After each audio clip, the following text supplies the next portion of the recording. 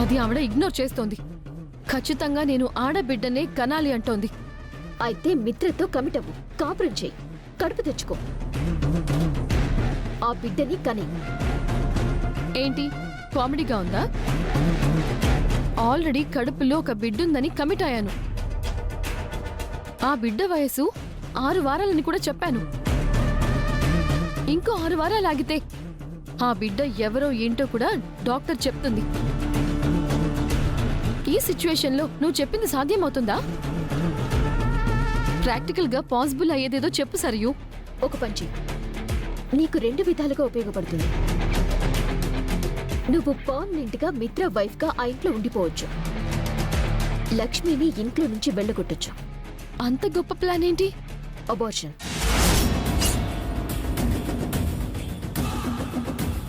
What?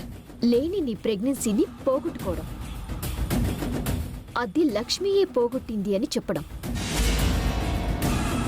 అప్పుడు అరవింద ఆంటీయే లక్ష్మి కథని ముగించేస్తుంది. ఎలా ఉంది? సూపర్ సరియు. ఇక నుంచి నేను ఆ పనిలోనే ఉంటాను. Thank you so much. ఈ ఫేక్ ప్రెగ్నెన్సీ పోవాలి, ఆ నింద లక్ష్మిపై పడాలి. అదే టైంలో అరవింద్ ఆంటీ అంటున్నట్టు మిత్రాన్ని కాపాడే ఆడపిల్ల ఆల్రెడీ లక్కీ రూపంలో లక్ష్మి కడుపున పుట్టింది అనే నిజం బయటపడకుండా జాగ్రత్త పడాలి.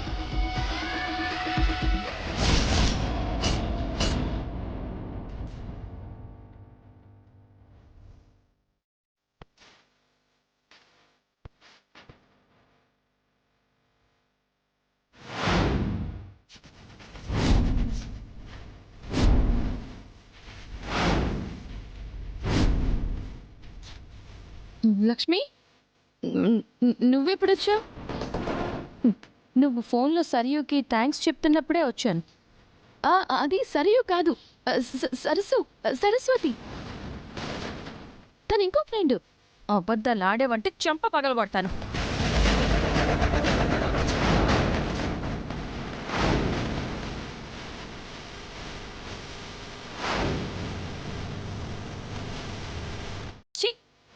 అసలు కొట్టడం కూడా వేస్ట్.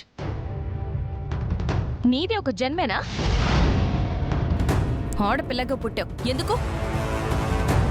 మిత్ర గారిని ప్రేమించానన్నావు, ఆయన్ని పెళ్లి చేసుకుని ఈ ఇంటికి కోడల్ని కావాలని కలలు కంటున్నావు, ఇదే ఇంటికి కన్నీళ్లు తెప్పిస్తున్నావు.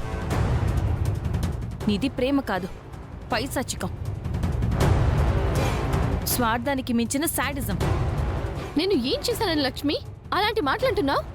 ఇంట్లో ఉన్న ఫైల్ నువ్వే బయటికి పంపించి సరియు చేతుల్లో పెట్టావని నాకు అర్థమవుతుంది. తిన్నింటి వాసాలు లెక్క పెడుతున్నావని తెలుస్తుంది.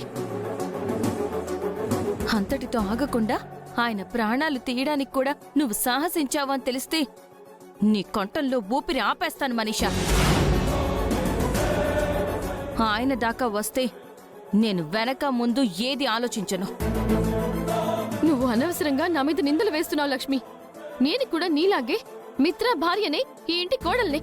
నోర్మయ్, నీకు ఆసున్నా అర్హత మాత్రం లేదు. నువ్వు ఏది సాధించాలని కలలు కంటున్నావో అది జరగనివ్వను. లేని కడుపుతో ఈ ఇంటి కోడలు అనిపించుకునే పిచ్చి ఆనందాన్ని త్వరలోనే ఆపించేస్తాను. అరవింద్ అత్తయ్య గారికి నిజం తెలిసేలా చేసి నిన్ను ఈ ఇంట్లో నుంచి శాశ్వతంగా సాగనంపుతాను. అది నీ వల్ల కాని పని. నేను అతి త్వరలో నిన్ను ఈ ఇంట్లో నుంచి సాగనంపుతాను. మిత్ర భార్యగా, ఈ ఇంటి కోడలిగా ఇక్కడే పర్మనెంట్ అవుతాను. ఈ జన్మలోనే కాదు, ఏ జన్మలోనూ నువ్వు ఈ ఇంటి కోడలివి కావు. ఎప్పటికీ ఆయన పక్కన, ఆయన మనసులో ఉండేది నేనే. నన్నే ప్రాణం అనుకుంటూ, ఆయనే జీవితం అనుకుంటూ బతుకుతున్న మా ఇద్దరిని విడదీయడం నీ వల్ల కాదు. త్వరలోనే ఈ ఇంటి నుంచి వెళ్ళిపోవడానికి లగేజ్ సర్దుకుని రెడీగా ఉండు.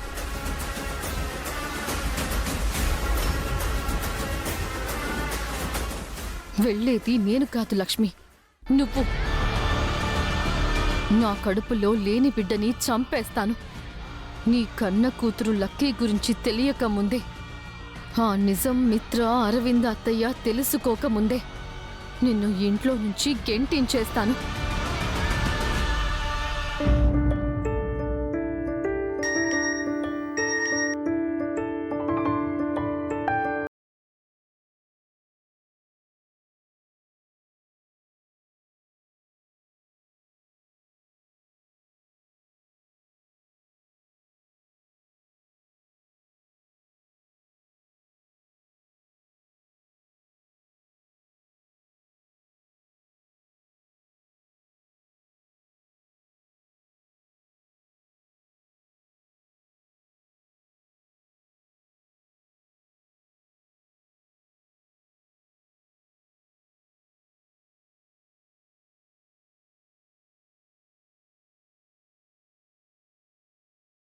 మోగిపోతోంది.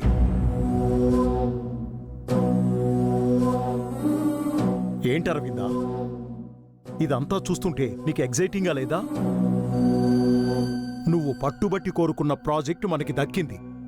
షేర్లు పెరిగాయి, రేపు ప్రాఫిట్స్ కూడా పెరుగుతాయి. మనల్ని నమ్ముకున్న ఇన్వెస్టర్స్, ఎంప్లాయీస్, వర్కర్స్ అందరూ లాభపడతారు. ఇదంతా నీకు ఆనందంగా లేదా? ఇప్పుడు నాకు కావలసింది పెరిగిన షేర్లు, లాభాలు కాదండి. మన బిడ్డ, మిత్ర ప్రాణాలు. వాణ్ణి కాపాడే ఆడబిడ్డ కావాలి. నేను ఆ ఆడబిడ్డ కోసం ఎదురు చూస్తున్నానండి. నానమ్మా, నానమ్మా, నాకు విషయం చెప్తావా? ఏంటమ్మా? నాకు లక్కీ అని పేరు పెట్టింది ఎవరు? చెప్పు నానమ్మా. నీకు లక్కీ అని పేరు పెట్టింది మీ నాన్న తండ్రి. అవునా? నాకు పేరు పెట్టింది నాన్న.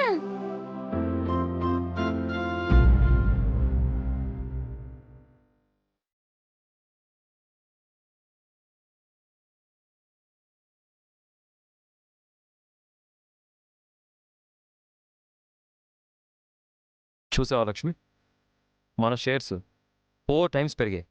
నేషనల్ మీడియాలో న్యూస్ అవుతుంది. ఇదంతా నీ వల్లే. పోయిందనుకున్న ప్రాజెక్ట్ ఫైల్ని రికవర్ చేసావు. అందరికన్నా తక్కువ కోట్ చేసి ప్రాజెక్ట్ మనకే వచ్చేలా చేసావు. నందన్ గ్రూప్స్ పేరు ప్రతిష్టలని పెంచావు. ఇటు నన్ను, అటు కంపెనీని కాపాడావు.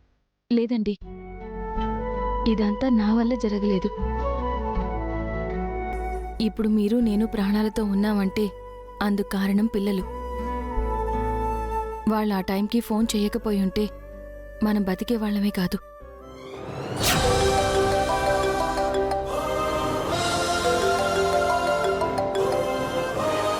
హలో హలో డాడీ, నేను లక్కీని.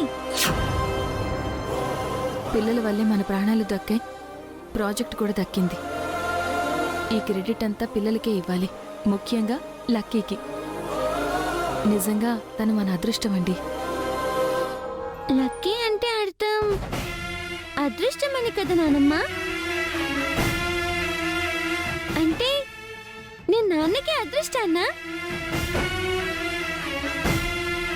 అందుకే నాన్న నాకు లక్కీ అని పేరు పెట్టాడా? చెప్పు నానమ్మా.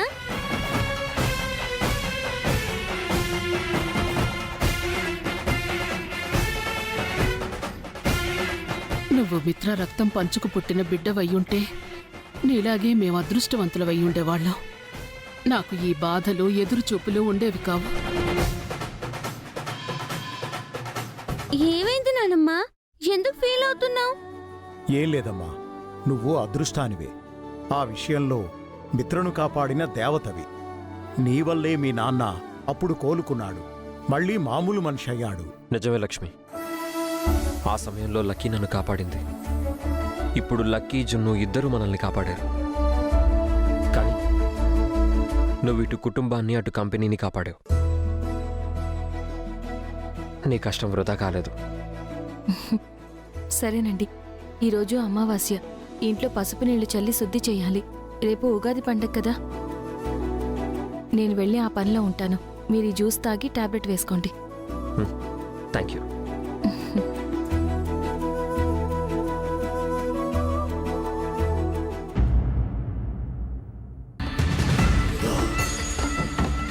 ఆంటీ సరియు చెప్పిన ప్లాన్ ఎప్పుడు అమలు చేద్దాం?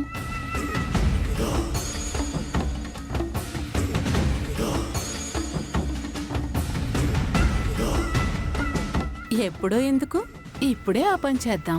ఎలా? ఒకసారి కిందకి చూడు. లక్ష్మి పసుపు నీళ్లతో ఇల్లంతా క్లీన్ చేస్తుంది. ఆ బకెట్లో ఆయిల్ వేసావంటే నువ్వు కాలు జారి కింద పడ్డావనుకో, నా లేని కడుపు పోయిందని, దానికి కారణం లక్ష్మి ఆయిల్ పోయడం వల్లేనని దాన్ని ప్లాన్ చేయొచ్చు. అంతే. దెబ్బకి లక్ష్మి అవుట్, నువ్వు సేఫ్.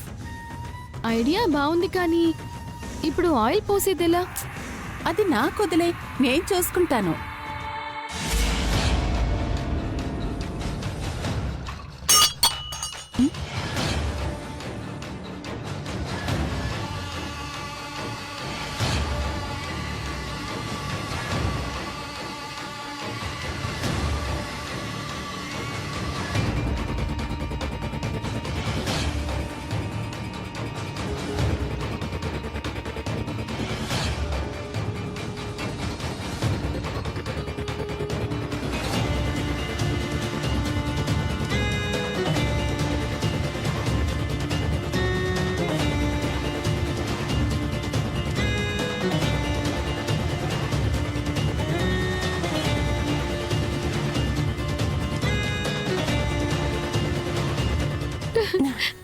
ఆంటీ మీరు సూపర్ ఆంటీ.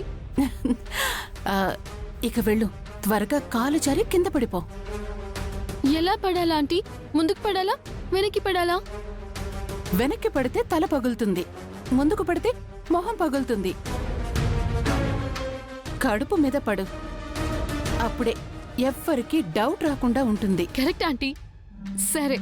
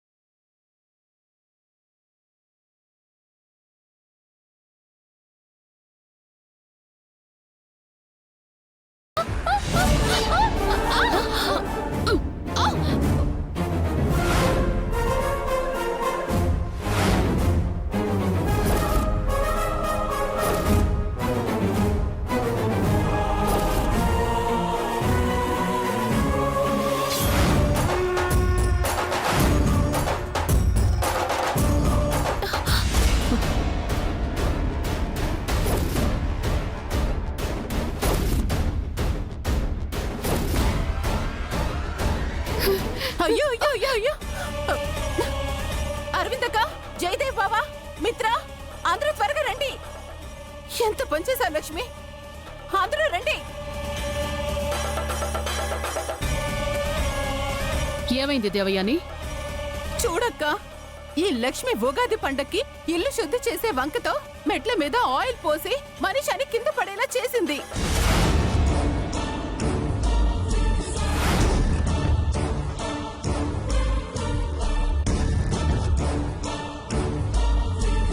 లక్ష్మి అలా ఎందుకు చేస్తుంది పిన్ని? ఎందుకేంటి మిత్ర, మనీషా కడుపు పోగొట్టడానికి.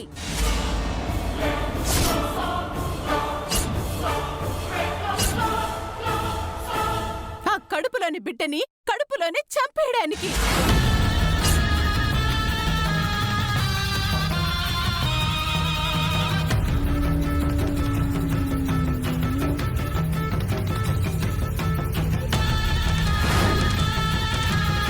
లక్ష్మి మీద అనవసరంగా అభాండాలు వేయకు దేవయాని. అవును మామ్, వదిన లాంటిది కాదు. ఎందుకు కాదు? మీరే చూడండి, మనీషా కింద పడి ముక్కులోంచి రక్తం కూడా వస్తుంది.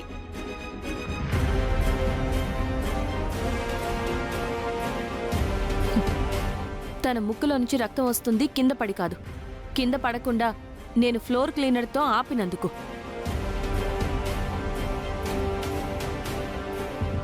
అంటే మనీషా కింద పడలేదా? పడిందో లేదో తననే అడగండి. అయినా ఆ నీళ్లలో ఆయిల్ ఎందుకు కలిపావు లక్ష్మి? అక్కెందుకు కలుపుతుంది అత్తయ్య గారు? ఇదంతా దేవయాని అత్తయ్య గారే చేశారు.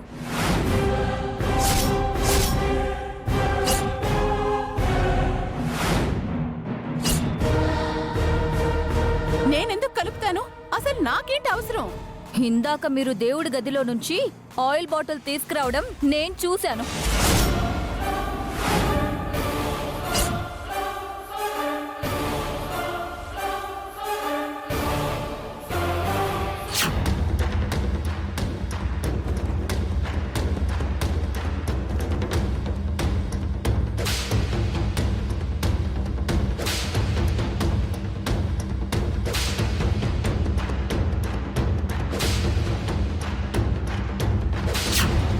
ఆ ఆయిల్ని ఎందుకు పోస్తున్నారో అనుకున్నాను. ఇందుకన్నమాట. నోర్మయ్, మీ అక్క చేసిన తప్పుని నువ్వు కవర్ చేయాలని చూస్తున్నావా? మీ అక్కని బాగానే కాపాడుతున్నావు. నువ్వు ఆయిల్ తీసుకెళ్లడం నేను కూడా చూశాను మా.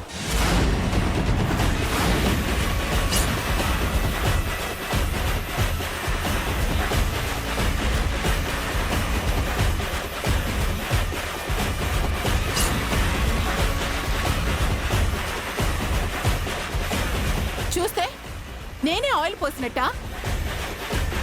నేను పోయలేదు, ఈ లక్ష్మియే పోసింది.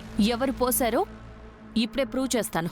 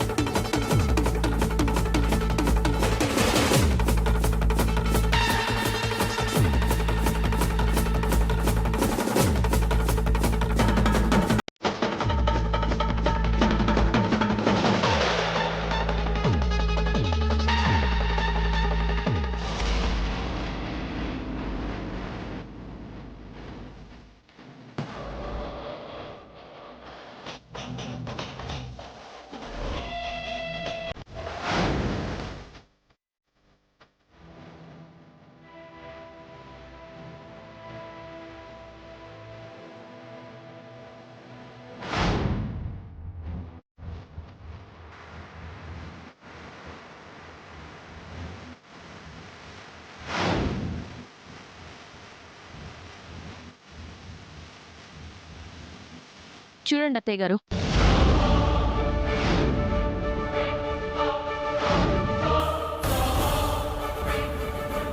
చూడండి మావయ్య గారు.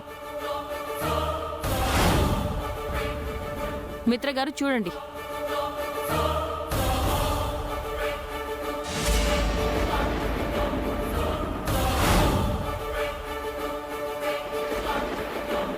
చిన్నత్తయ్య గారి చేతులకి ఆయిల్ ఉంది కాబట్టి ఈ టిష్యూ పేపర్కి ఆయిల్ అంటుకుంది. ఆయిల్ ఆవిడే పోశారు. లేదు, నువ్వేదో మాయ చేసావు. ఆయిల్ నేను అసలు పోయలేదక్క. మనీషా కడుపు పోగొట్టడానికి ఈ లక్ష్మియే ఏదో చేసింది. ఆపు దేవయాని.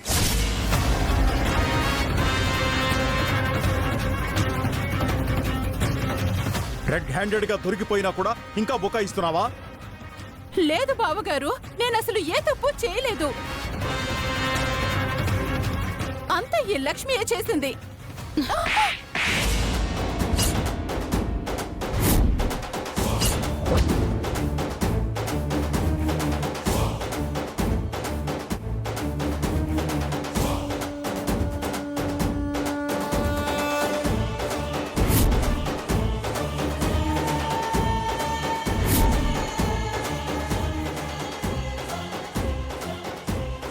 నువ్విదెందుకు చేశావో నాకు తెలీదు, కానీ మళ్ళీ ఇలాంటివి చేస్తే చంపేస్తాను దేవయాని. మనీషా జోలికి, మనీషా కడుపులో ఉన్న తన బిడ్డ జోలికి ఎవరు వెళ్ళొద్దని చెప్పానా? ఆ బిడ్డ ఈ ఇంటికి, వంశానికి కావాలి. ఆ బిడ్డకి ఏదైనా జరిగితే ఎవరిని క్షమించను.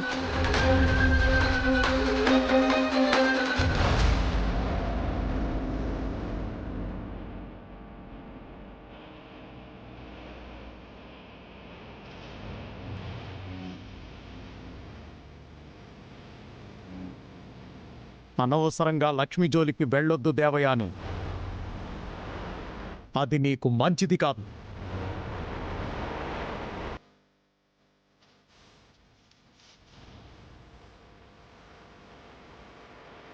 ఇంకెప్పుడు నువ్వు చేసిన తప్పుని లక్ష్మి మీద రుద్దకు పిన్ని. వివేక్, పిన్నికి నువ్వైనా చెప్పు.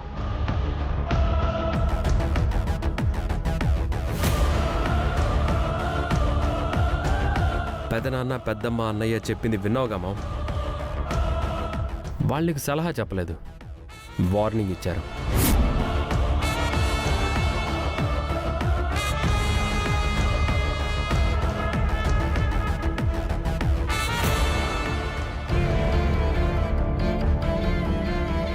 మామ్ తప్పుకి నేను సారీ చెప్తున్నా వదినా.